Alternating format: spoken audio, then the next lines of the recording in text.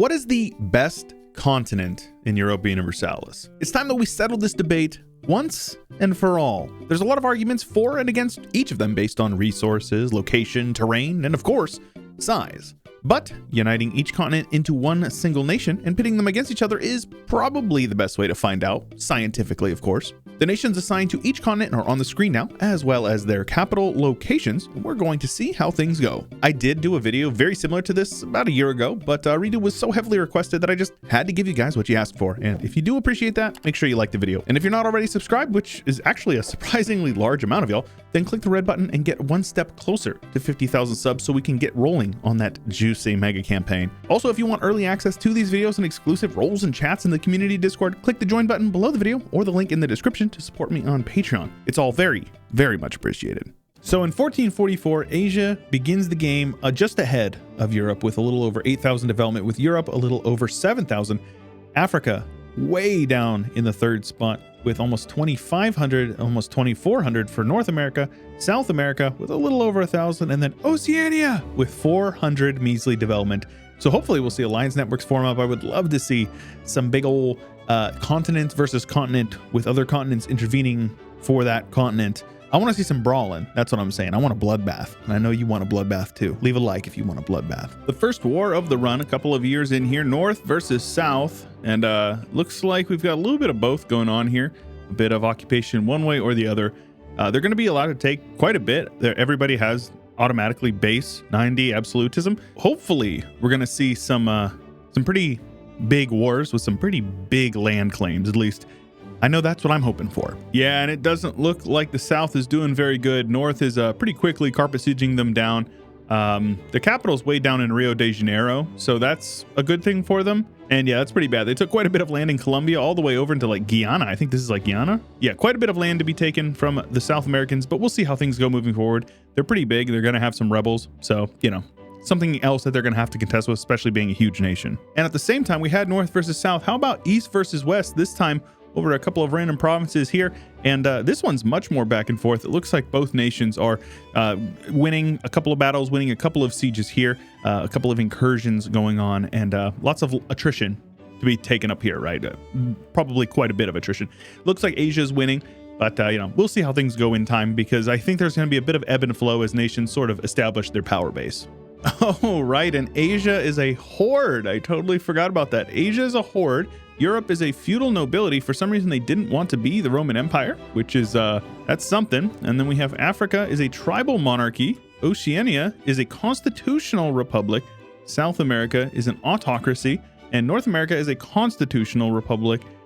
So we've got that going on. That's pretty cool. And before anybody says anything, because I always get comments about it by people who watch like the first 4 seconds of the video, this is currently, according to EU4, Europe. It goes to like over here. This is the line. And I don't know why that's a thing. I didn't make the list. It's just in the game, baked into the game files. And so what I did is I wrote a script that gives everybody provinces according to exactly what the game determines to be Europe, Asia, Africa, and so on.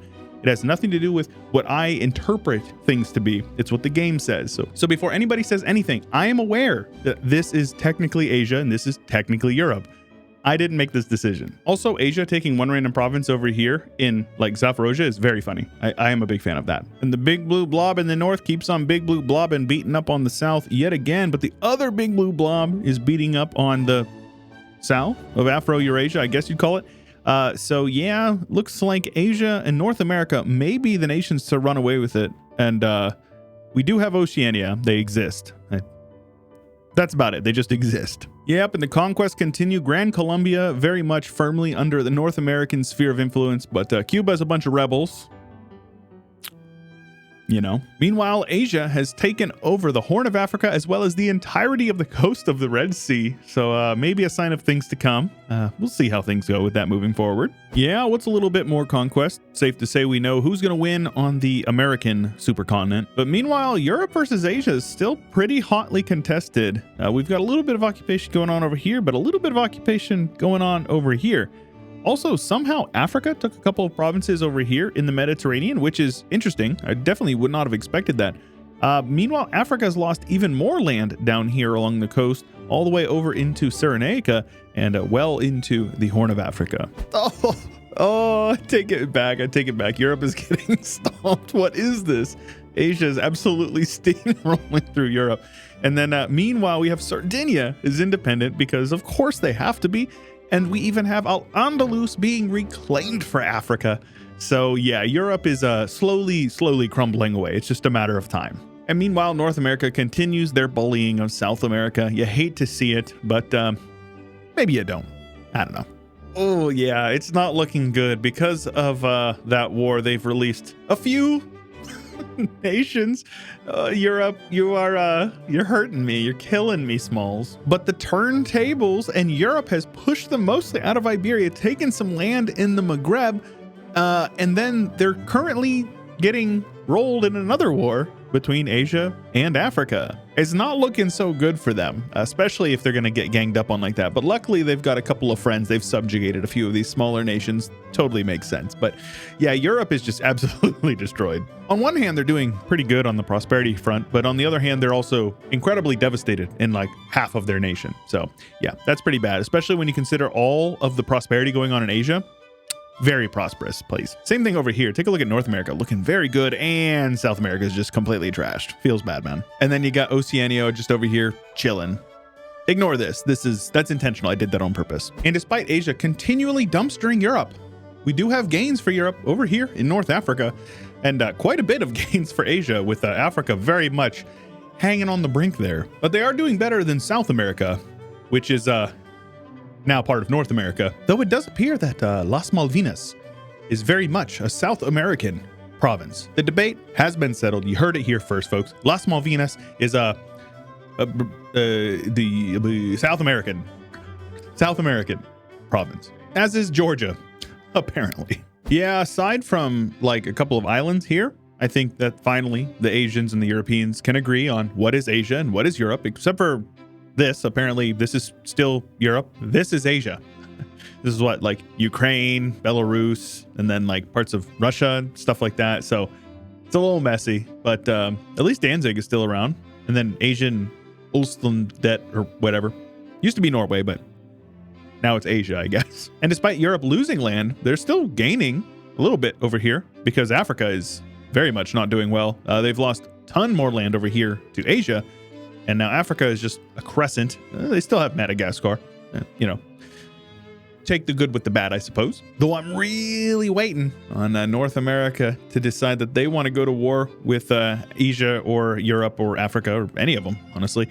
I think we probably are going to have to wait. We're very close to imperialism. We're in like the 1650s right now. So it's only a matter of time, but don't worry. South America still hanging out, existing over here. And yeah, the borders continue to just like slowly inch in. Doesn't look like Asia wants to take a whole lot of land from them because they're taking a ton of land over here in Africa, as is Europe.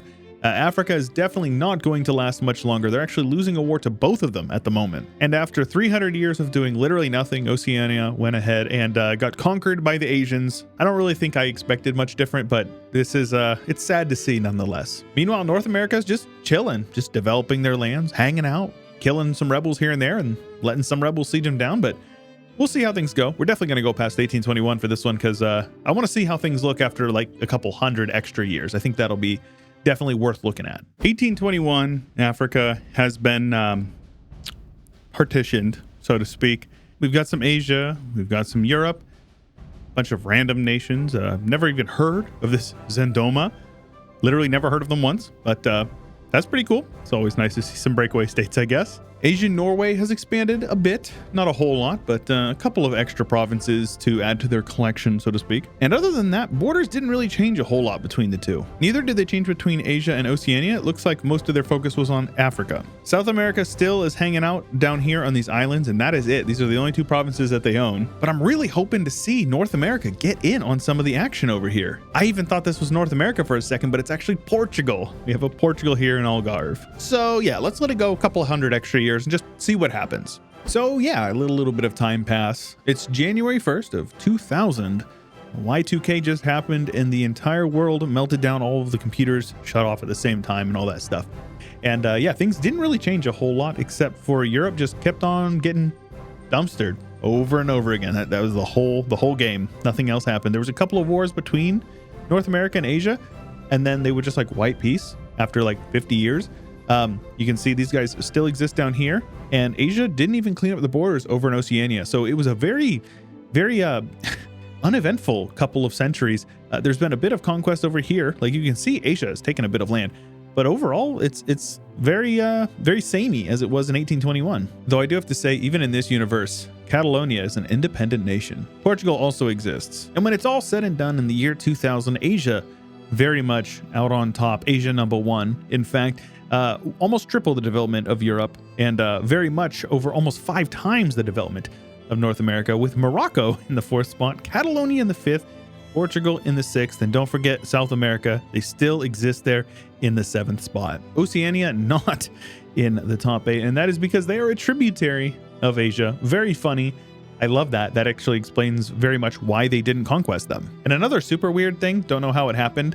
These poor guys was stuck with a 330 the whole game. I don't know why. He's 602. He's not immortal. I didn't change anything with their elections. They're just here. And same with the guy from Oceania. Dude is 608 years old.